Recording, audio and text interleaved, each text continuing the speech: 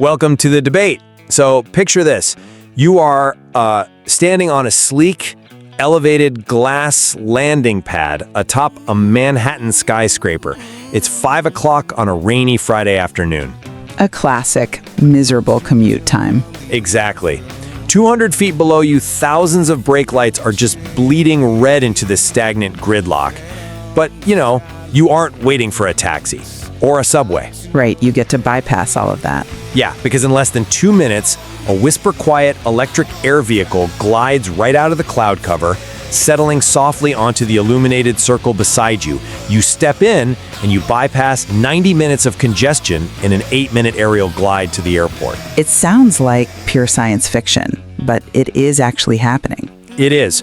We are looking at the rapid transition of urban air mobility, specifically electric vertical takeoff and landing aircraft, or eVTOLs, from speculative fiction into commercial reality. Yeah, the tech is finally here. But the central question we are tackling today is this.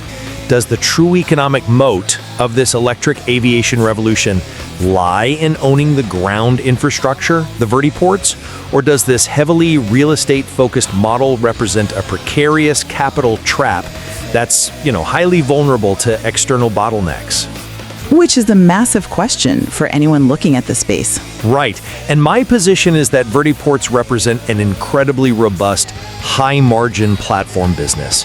It's built on energy arbitrage, premium real estate, and transit monopolies. And I hold the exact opposing view. I argue that vertiports are highly speculative capital-burning liabilities. They are heavily dependent on uncontrollable external factors. Things like aircraft certification delays, utility wait times, local zoning laws.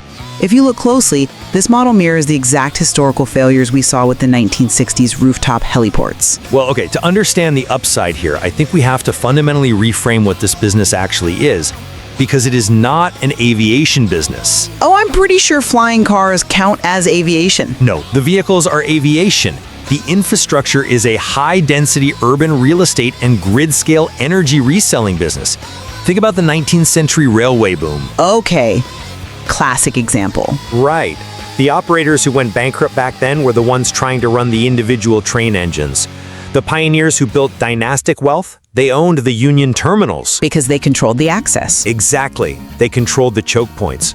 A vertiport is the modern choke point. You own the land, and crucially, you control the fuel. Specifically, it functions as an energy arbitrage engine. Energy arbitrage. Right? Yeah, so a vertiport operator can draw electricity off the local power grid overnight when rates are rock bottom. We're talking 8 to 12 cents per kilowatt hour. They pump it into these massive battery energy storage systems. Which are not cheap, by the way. Sure, but then during the day, they resell that stored energy to the aircraft fleet operators at a peak rate of like 30 to 50 cents per kilowatt hour. When you monetize that spread across hundreds of megawatt hours, it is just a brilliant high-margin revenue stream. Well, it's only a brilliant revenue stream if you actually have aircraft landing to buy that power. I mean, if you're listening to this, you're probably thinking, wait, didn't we try this in the 1960s with rooftop heliports? And wasn't it a total disaster? It was definitely a disaster in the 60s, yes. Right. And you'd be totally right to think that. The pitch for the famous Pan Am building heliport in Manhattan was basically identical. Bypass highway traffic with direct rooftop to airport flights. But the financial viability was tied entirely to a small handful of commercial operators. Which is what you call fleet interdependence risk. Exactly. Fleet interdependence risk. Because when those helicopter operators faced mechanical distress or regulatory groundings after accidents, that multi-million-dollar ground infrastructure failed entirely. It just sat there, generating zero passenger volume. But that was... You're looking at a very optimistic spreadsheet here. A vertiport without certified operational aircraft is simply an expensive empty building bearing massive fixed overhead. Concrete, lighting, chargers, just doing nothing. Okay, I see the historical parallel, I really do. But here is why the modern energy arbitrage and real estate model changes the math entirely. Today's vertiport owners protect themselves against that exact downtime through highly diversified revenue streams. Diversified how? It's a landing pad. First, they secure operational predictability through multi-year take-or-pay contracts. taker pay. Yeah, so the airlines pay dynamic slot fees for a fixed number of daily landing slots, whether they actually fly them or not. That establishes a completely stable floor for recurring revenue. Provided the airlines don't just go bankrupt, sure. Well, second, you have off-peak overnight logistics. From like 11 p.m. to 5 a.m., the facility transitions into an automated hub for cargo drones. So it runs 24/7. Essentially, yes. Add in premium commercial concessions and a Tier 3 urban central terminal, which, costs around 15 to 35 million to enter, effectively becomes a modern luxury transit hub. A very expensive luxury hub. But it leverages the exact same transit-oriented property appreciation that makes modern airport concourses so profitable. How can a facility like that fail when it's so heavily diversified? How can it fail? Because you're assuming your operating expenses won't just eat all of that diversified revenue alive. You are vastly underestimating the hidden costs here. The OpEx is factored into the models, though. The basic OpEx, maybe. But because historical safety data for commercial eVTOL infrastructure is so incredibly limited, insurance underwriters are treating these as hybrid, high-risk entities. Well, insurance is always a hurdle for new tech. But we're talking about aviation and real estate. Liability insurance premiums alone consuming 5 to 10% of the total annual operating budget. Just on insurance. Okay, that is steep. I'll grant you that. And furthermore, unlike legacy helicopters flying under visual rules, moving an electric aircraft every few minutes in a dense city requires precision avionics. Right, the automation side. Yeah, you have to license and maintain Vertiport automation software, micro-weather sensors, low-altitude radar arrays. That adds hundreds of thousands of dollars in reoccurring annual costs that your real estate model just totally glosses over. Okay, you're right about the staggering costs of automation and radar. But honestly, having the capital to buy that equipment isn't even the biggest hurdle. Oh, I agree with you there. Yeah. The real moat is whether the city will even let you plug it all in, which brings us to the regulatory gridlock. Exactly. The regulatory framework is completely deadlocked across multiple levels of government. At the federal level, the FAA relies on legacy design rules, specifically Engineering Brief 105 and Part 157 regulations. Which were totally not designed for cities. Right. They were designed for open rural airfields, not dense urban rooftops. So getting a basic flight path approved takes years. But even then, the true bottleneck is local utility alignment. The power grid. Yes. Let me point to a specific case study from the material. An investment group spent $3 million over 3 years just securing site options and doing environmental reviews. $3 million just on the pregame. Exactly. And after all that capital drain, they were met with a 36-month waiting list from the local electrical utility just to deliver the high-voltage grid connections required for fast charging. 36 months is a long time. It's an eternity. They face continuous land lease payments and legal overhead without a single aircraft landing. That kind of gridlock is fatal. Wait, I have to push back there. A utility waitlist isn't a fatal flaw. It's just a standard infrastructural hurdle. In fact, enduring that friction is exactly what cements the monopoly of the early mover.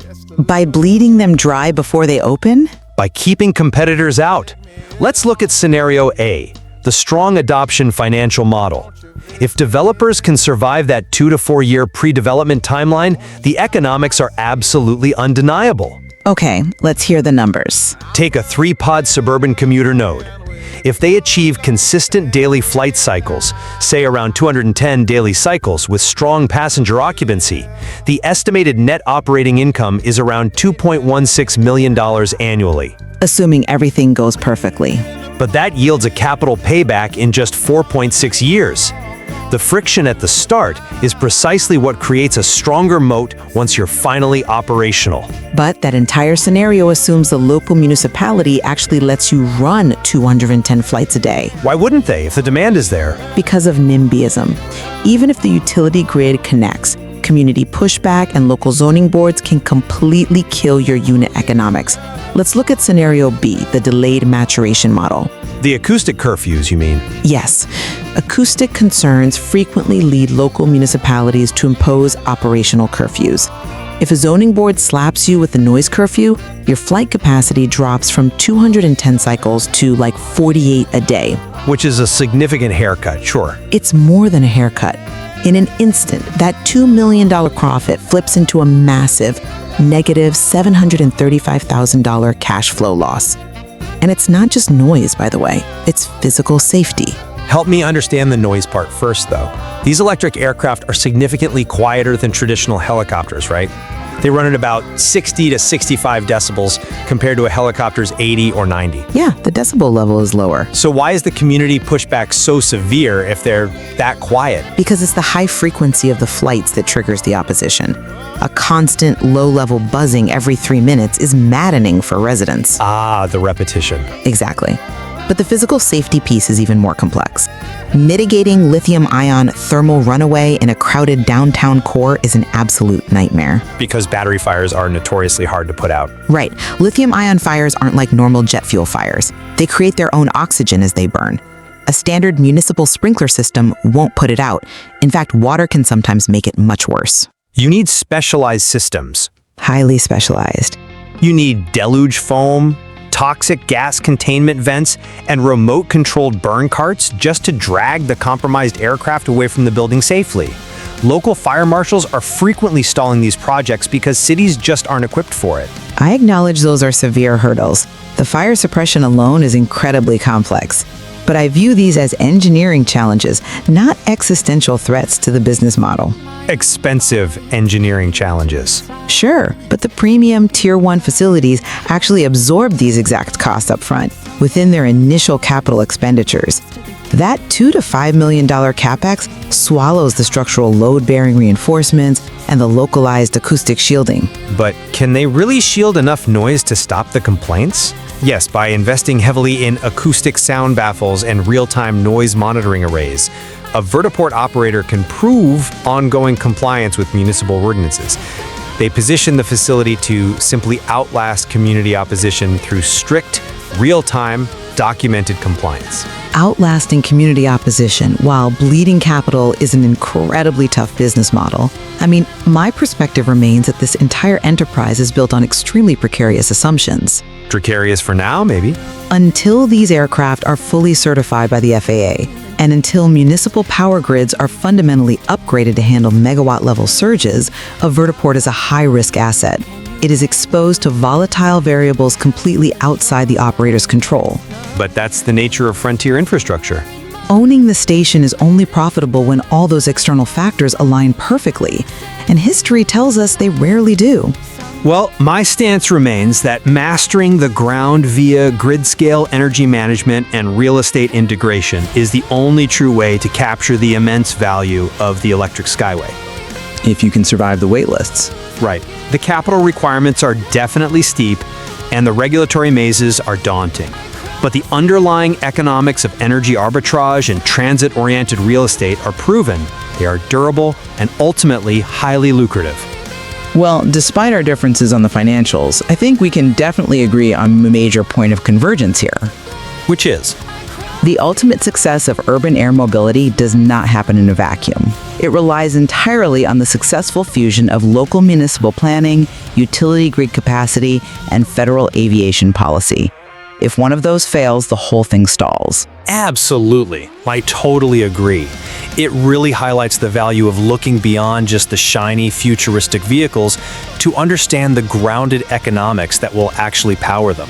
There is definitely much more to explore regarding intermodal transit policy in the years ahead. Without a doubt. So as you picture standing on that sleek glass landing pad above the gridlock, the question remains, are you standing on the ultimate infrastructure investment of the century, or simply a modern echo of the failed heliport boom of the 1960s? $1 billion question. Exactly. And we will leave that for you to decide.